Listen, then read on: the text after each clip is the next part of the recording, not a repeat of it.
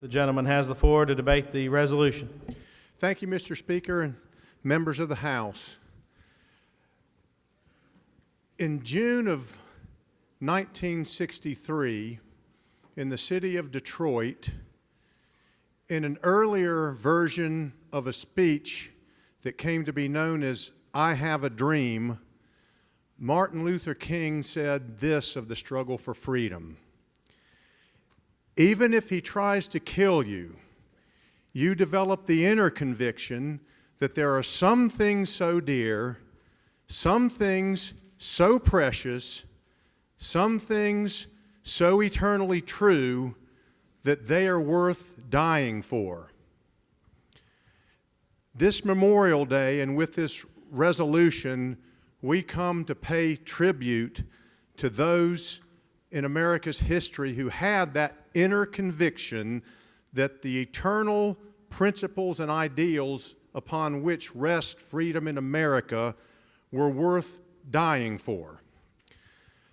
At the close of the Cuban Missile Crisis, near the close, President John Fitzgerald Kennedy addressed the nation and said, "The cost of freedom is high, but Americans have always paid the cost.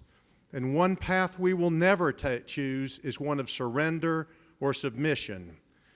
We seek not the victory of might, but the vindication of right. Not peace at the expense of freedom, but both peace and freedom here in this hemisphere, and we hope around the world. God willing, that goal will be achieved." Today we come somberly, we come solemnly, and we come soberly to pay tribute to those who paid the ultimate cost with their lives to achieve both peace and freedom in this country. We owe them such a debt that maybe it can't be repaid, for we know, as Representative Jones said a few weeks ago on veterans, it's the soldier, not the politician, who gave us our republic. It's the soldier, not the rabbi, priest, or pastor who gave us freedom of religion. It's the soldier, not the newspaper editor, who gave us freedom of speech. It's the soldier, not the lawyer, who gave us the right to due process. It's the soldier, not the protester, who gave us the right to peaceably assemble. And it's the soldier who salutes the flag, who serves under the flag, and whose coffin is draped by the flag, who made it possible for the protester to be able to earn the flag. So how can we pay the tribute we owe to those who died? Lincoln told us at Gettysburg that it requires more than just words. It requires action. Recall his immortal words. "It is for us, the living, rather, to be dedicated here to the unfinished work which they who fought here have thus far so nobly advanced. It is rather for us to be here dedicated to the great task remaining before us, that from these honored dead we take increased devotion to that cause for which they gave the last full measure of devotion, that we here highly resolve that these dead shall not have died in vain, but that this nation under God shall have a new birth of freedom." So it requires more than words. In the cause for which they gave the last full measure of devotion was the cause of preserving freedom. In a republic, there will always be a great task remaining before us, because as Ronald Reagan pointed out, freedom is always only one generation away from extinction.